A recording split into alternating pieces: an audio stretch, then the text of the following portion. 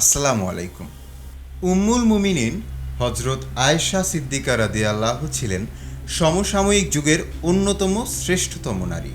বিশ্বনবী হজরত মুহম্মদ সাল্লাল্লাহু আলাইহি ওয়াসাল্লামের সহধর্মিণী হিসেবে তিনি ছিলেন জ্ঞান, গরিমা ও রূপ সৌন্দর্যে এক অনন্য মহীয়সী নারী। অল্প বয়সে রাসূল সাল্লাল্লাহু আলাইহি ওয়াসাল্লামের বৈবাহিক বন্ধনে আবদ্ধ হয়ে প্রিয় রাসূলের অকৃত্রিম ভালোবাসায় হজরত আয়েশা রাদিয়াল্লাহু ছিলেন পৃথিবীর অপর নারীদের তুলনায় সার্থক ও মর্যাদাবান। আর তিনিই ছিলেন রাসূল সাল্লাল্লাহু আলাইহি ওয়াসাল্লামের ঘরোয়া বিষয় ও নারী সম্পর্কিত হাদিস ও মাসালা বর্ণনায় অধিক নির্ভরযোগ্য ও গ্রহণীয় ব্যক্তিত্ব। অসংখ্য সাহাবী ও তাবেঈ তার নিকট থেকে হাদিস বর্ণনা করেছেন। চলুন দেখে নেওয়া যাক হজরত আয়েশা রাদিয়াল্লাহু এর সংক্ষিপ্ত জীবনী। জন্ম ও শৈশব।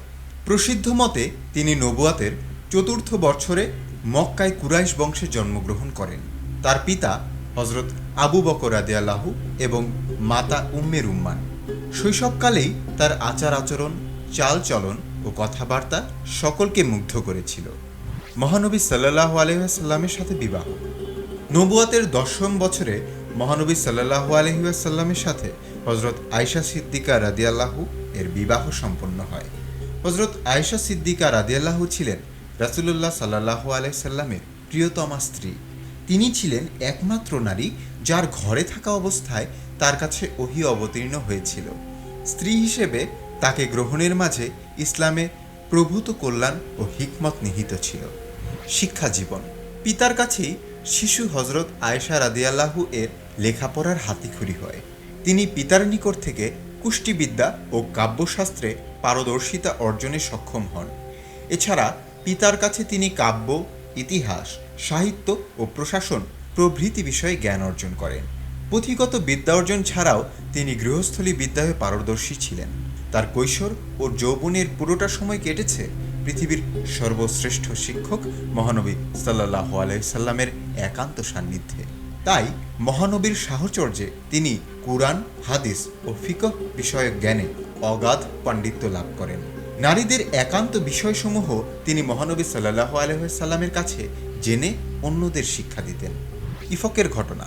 6ষ্ঠ হিজরি সনে বনু মুস্তালিক যুদ্ধে হজরত আয়েশা সিদ্দিকা রাদিয়াল্লাহু রাসূল সাল্লাল্লাহু আলাইহি সাল্লামের সফর সঙ্গী ছিলেন। যুদ্ধ থেকে ফেরার পথে তার গলার হার হারিয়ে যায়। হার খুঁজতে গিয়ে তিনি কাফেলা থেকে পিছিয়ে পড়ে যান। এতে তার ফিরতে দেরি হয়। এ সুযোগে আবদুল্লাহ ইবনে উবাই, হাসান বিন সাবিত, মিস্তাহ হামনা প্রভূত মুনাফিক তার বিরুদ্ধে গুজব রটাতে থাকে। পবিত্র কুরআনে এটি ইফকের ঘটনা বলে পরিচিত। এতে তিনি চরম মানসিক বিপর্যয়ের সম্মুখীন হন।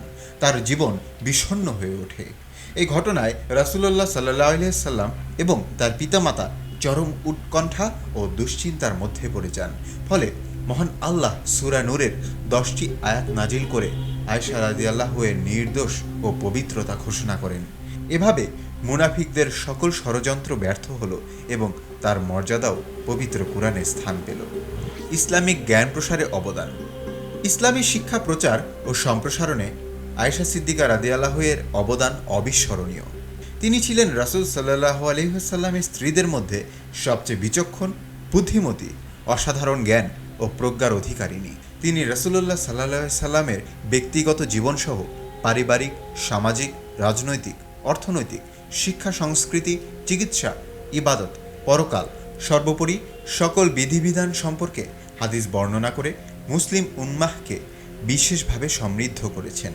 তিনি ছিলেন নারীদের মধ্যে সর্বাধিক হাদিস বর্ণনাকারী সাহাবী। অসংখ্য সাহাবী ও তাবেঈ তার কাছ থেকে হাদিস বর্ণনা করেছেন। তার থেকে বর্ণিত হাদিসের সংখ্যা 2210টি।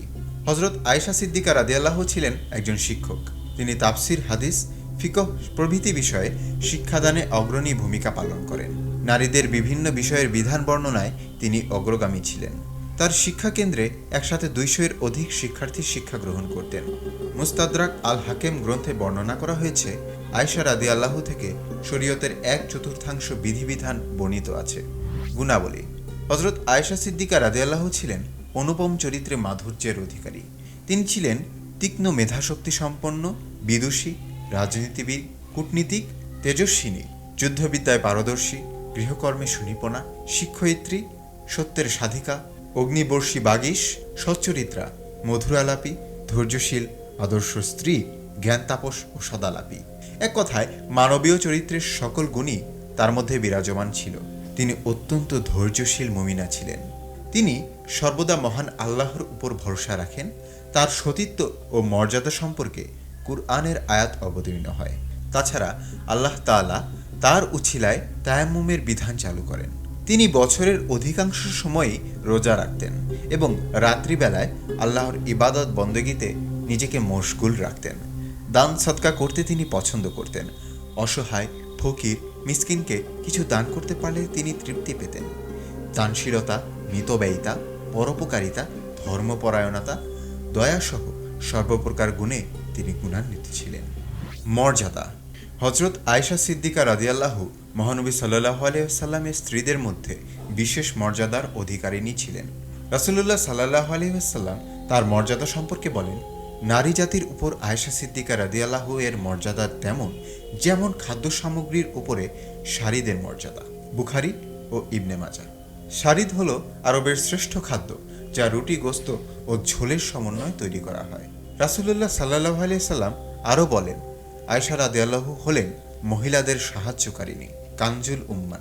একবার আমর বিন আস রাদিয়াল্লাহু রাসূল সাল্লাল্লাহু আলাইহি সাল্লামকে জিজ্ঞাসা করেন, হে আল্লাহর রাসূল, আপনার কাছে প্রিয়তম ব্যক্তি কে? তিনি বলেন, আয়েশা। আমি বললাম, পুরুষদের মধ্যে? তিনি বললেন, তার বাবা।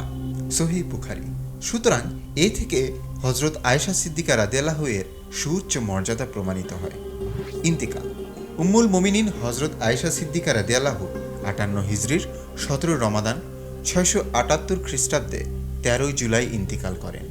তাকে জান্নাতুল বাকিতে সমাহিত করা হয়। ভিডিওটি ভালো লাগলে শেয়ার করে দিবেন। আপনারা ভালো থাকবেন। আসসালামু আলাইকুম।